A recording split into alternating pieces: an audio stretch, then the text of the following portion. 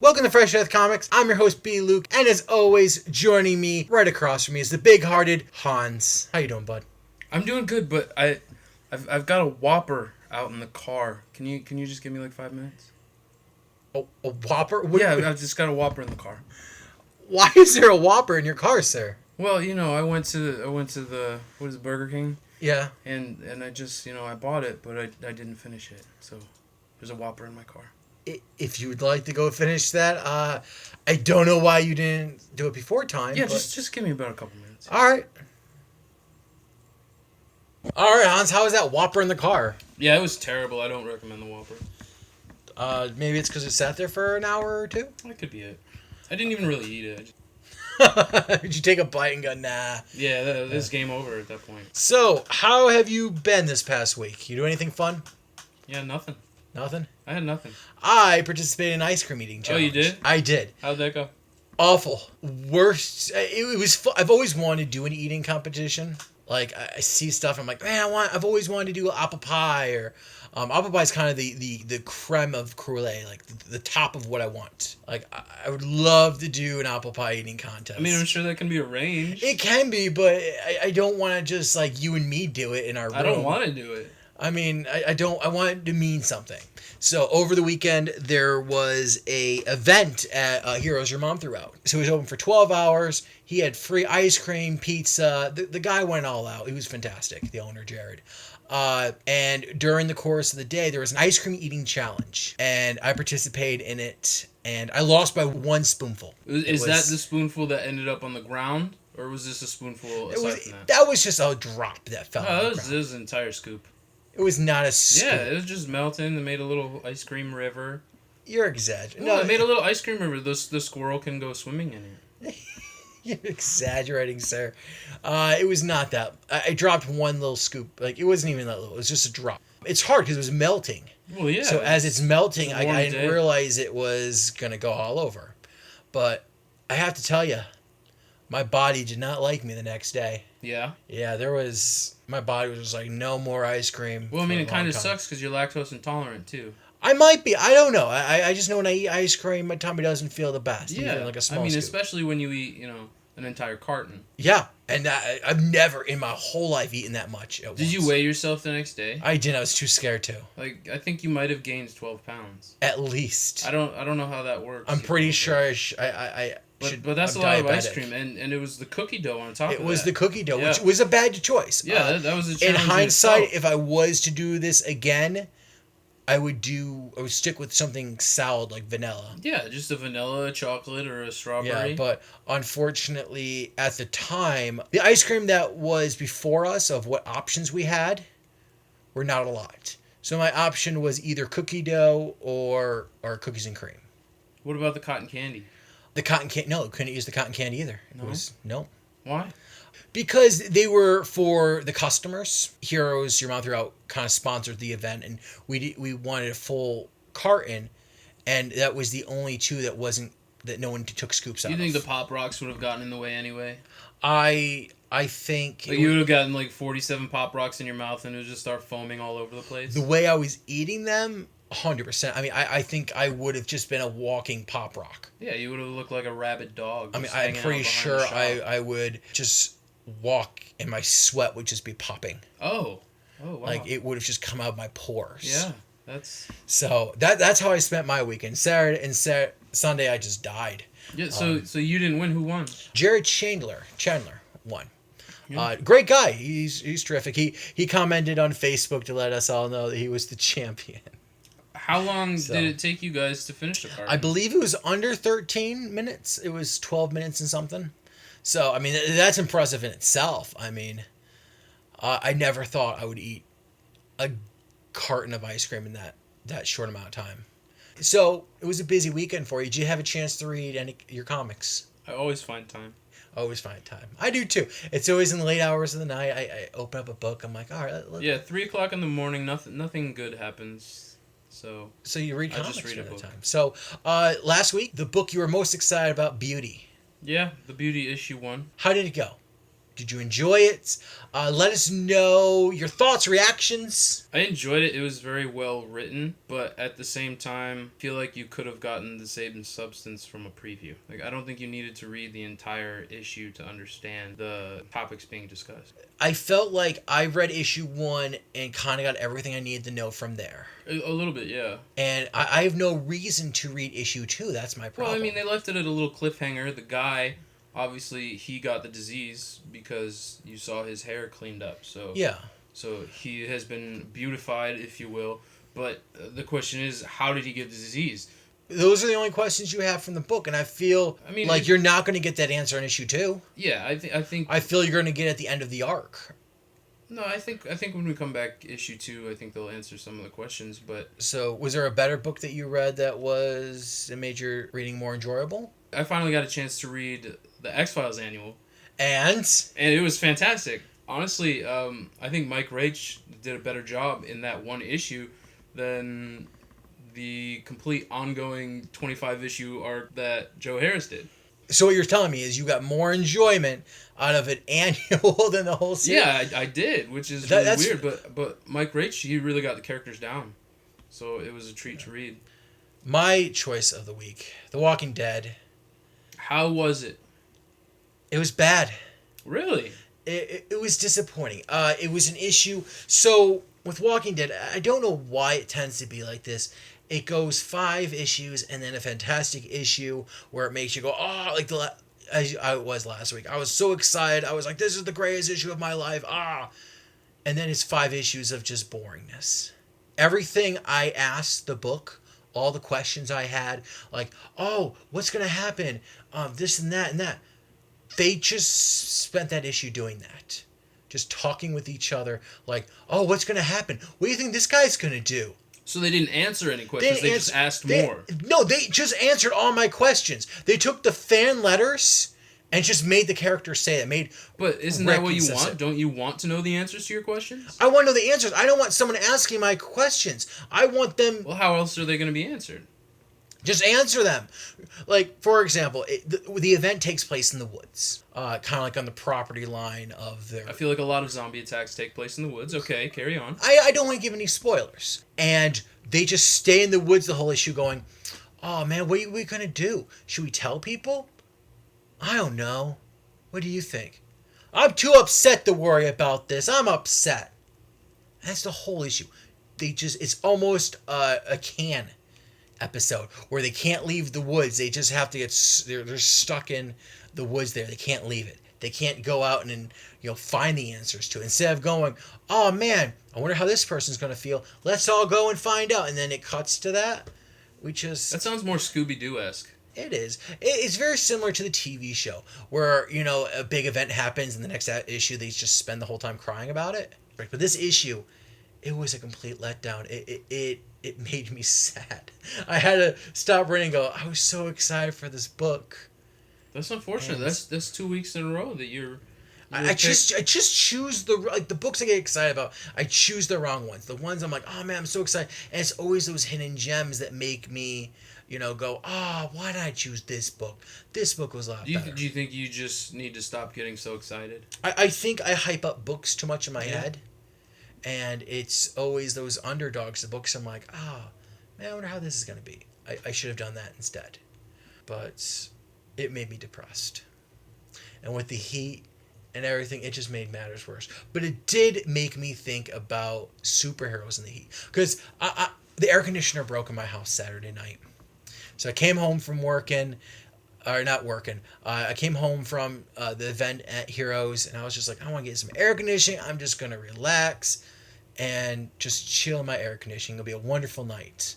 I came home to find the air conditioner was broken.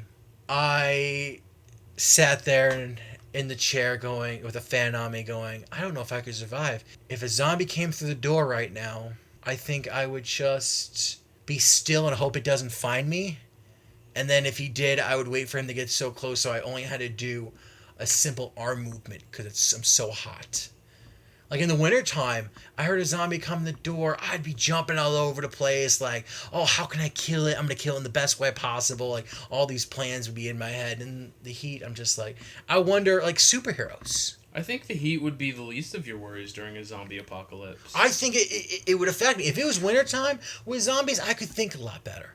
I would be, having plans. I would be like all over this. But in the heat, I just... As soon as the heat rises, your brain boils. It does. It boils, and I just go... I personally go into zombie mode, where I just go on just bare necessities of living. The simple bare necessities? The bare necessities. And I wonder about superheroes. Spider-Man, for example, he's in full-on threads, head to toe. How does he make it in the winter? You think his costume is made of wool? I think so. Wool or spandex, and that's hot. And sticky. It's hot and sticky, and so I wonder if he was on a perch. Like, he's just sitting there, and he sees, like, someone get mugged, and, like, maybe it's just a purse. Does he go, I think I might be able to flip it? Do his, like, web thing, and see, like, I think I might be okay. While in the wintertime, or in the fall, he jumps down and be like, hey, stop. You're a bad person. I'm going to beat you up a little bit. Like, I'm sure if I don't think Spider-Man worries too much about the heat. I think he's got greater responsibilities. Yeah, but no, your responsibilities, you kind of have to pick and choose. He's not going to set them aside because it's 100 degrees out. You don't think he's going to, like, be in a costume going, all right, I'm looking for, Doc Ock, where is he? And he sees, a little bit of crime. He's like, how can I not move and still get the bad guy? No, I think he's smart enough that he has developed some sort of internal cooling system in his suit. No, there's not.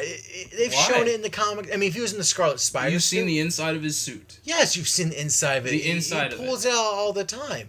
I mean... So, yeah, because every once in a while, he gets in his closet, it's turned inside out. If he did have internal cooling in it, how come... We've seen winter episodes where he's got a coffee, and he's got a jacket on, and he's got gloves.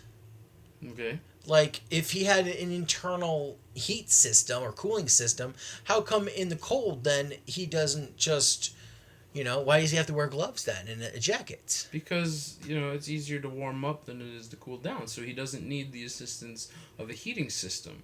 Like, he's just doing all these acrobatic stunts, and that makes him warm. It keeps him going. His blood's boiling. All right. Hans and I spent a lot of time looking for information for you guys, finding segments and things to talk about that you guys would be engaged in, that draws you in, that makes it worth your time to listen to us. And it takes a while. We find things, we get into websites that lead us down some crazy avenues. Some dark avenues. And we found something. A hidden gem, if you will. We found the lost auditions of Mark Wahlberg. It's fantastic. And we're going to play that for you now. Hi, Mark. Thanks for joining us today. No problem. Thanks for having me. How are you? I'm well. How are you doing? I'm doing good. I'm ready to read this part. Say hello to your mother for me. I miss you. I saw her down the hall. She didn't recognize me, but I said hello to her. She didn't see me. But I want her to know that I said hello and I wasn't rude. I will definitely do that. Now, what part are you reading for us today? I'm going to read this. So, your Marvel Zombies. I read this thing. It's good. Did you edit this? You just casting? Who are you? I'm just the casting director. Very cool. So I'm going to read along with you, and we'll see how it goes. Very cool. I'm going to read this giant man. He's pretty cool. He's all... I like it. Because it's a little bit different. Or psyched. Whenever you're ready, Mark. All right. How are you doing? All right.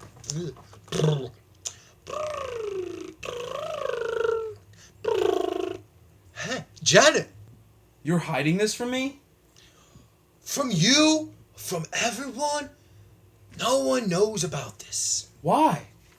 The rest of you especially lack the restraint needed for this. You would have had eaten them in a day or two.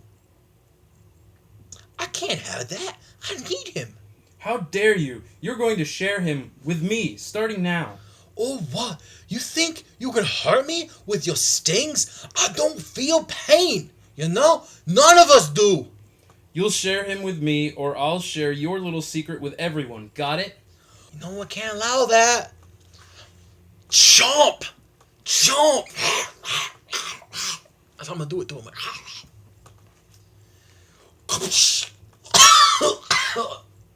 Disgusting. Ugh. Ugh. Gross. Well, I guess you got the last laugh. Should have known not to do that. We taste terrible. Ugh. Now I've got a mess to clean up. I'll leave that for later. Where were we? Oh yeah, I better get to that before it gets cold. What's that?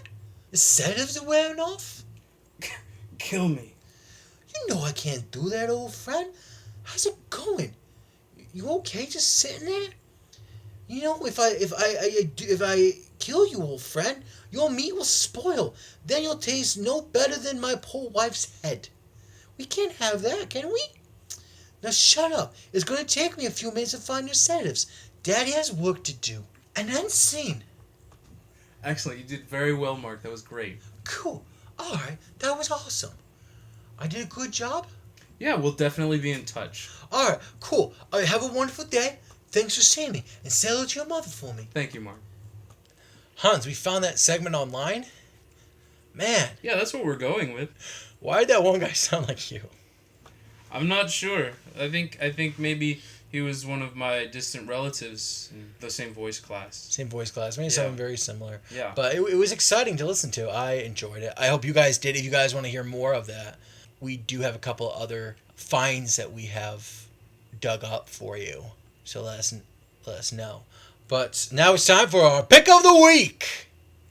You are really excited about that, apparently. I am. Yeah. This week, So I don't want to overhype it, but you want to start? What is it? Just shoot. House of M #1. Okay. I love House of M. When I first started buying comics, I got my first credit card. I went to Borders, and I was like, oh, I want to get comics, but the way I was reading them, because I didn't know anything about comics. I didn't go to a comic book shop at the time. I was just getting comics, from the essentials. So I was starting at like issue 1 of Spider-Man, issue 1 of X-Men. And I see this House of M. And I go, that's an interesting book. It looks like it takes place, in a different world, parallel universe. And I did some research on it. And I was like, I guess I could read it. It's just a kind of a crossover. That sounds kind of fun. My mind was opened up. It was the first comic that I wanted to know more of the stories. I wanted to know what happened after this. I mean, after this, Civil War happened, which I got hooked into that, and the Spider-Man stories. And then I learned that the issues came in single issues, so I could read even further. So House of M just started my comic book journey. So you went bankrupt reading House of M, is what you're saying? I did. I maxed out my credit card in a matter of 2 weeks.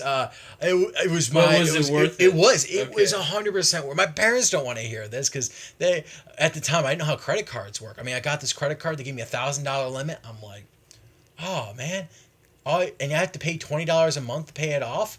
That's cool. I can do that. So I spent. Your interest rate was like 40%. I don't know what that meant, man. I still have a hard time with that. That's why I don't get a credit card to this day. Good. I had stopped buying comics, so I have my House of M, and every year I read House of M. It is the greatest story. It's a story about what if mutants ruled the world instead of humans. The mutants were superior and they controlled everything, and it rocked my world. It was the greatest thing I ever read, and I am so excited for this continuation. What is your pick of the week? My pick of the week is Killstrike issue number 4. It's 4 out of 4, correct? Yeah, this is the final issue. Written by the famous Max Bemis. Max Bemis of the band Say Anything. So already it's got a special place in your heart. Yeah, Max Bemis is one of my favorite lyricists, and I love his work with his band and whatnot. You introduced me to his band. I didn't know they existed. And you had me go to a concert once with him. So, and he's great. I mean, the book is fantastic. Why are you excited about issue 4? Well, the main character Jared is at the final legs of his journey, and we get to finally find out what happens. And this has been Fresh Death Comics. As always, I'm your host, B. Luke. Hans joined me today, as always. We'll see you next week. Go to Facebook. Leave us comments about what books you liked. We'll read them over the podcast here. What books you liked, why. What books did we not mention that you guys want to talk about? Thank you guys. Have a wonderful week, and we will see you next week. Bye.